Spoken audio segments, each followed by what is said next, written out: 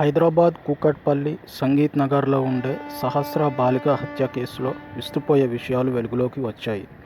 Apartment second ఫ్లోర్లో ఉండే సంజయ్ అనే యువకుడిని పోలీసులు అదుపులోకి తీసుకున్నారు. ఇతను ఒరిస్సా ప్రాంతానికి చెందినవాడు. ఇక్కడ సెకండ్ ఫ్లోర్లో అద్దెకు ఉంటున్నాడు. వారం క్రితమే భార్యను పుట్టింటికి పంపించాడు. హత్య జరిగిన రోజు అతను బయటకు ఎక్కడికి వెళ్లకుండా ఇంట్లోనే ఉన్నట్లు సమాచారం. అందుకే అతన్ని అదుపులోకి తీసుకున్నట్లు తెలుస్తోంది. హత్యకు కూరగాయలు తరిగే కత్తిని ఉపయోగించినట్లు తెలుస్తోంది. ఎందుకంటే కత్తిపోట్లు చిన్నగా లోతుగా ఉన్నాయి కాబట్టి.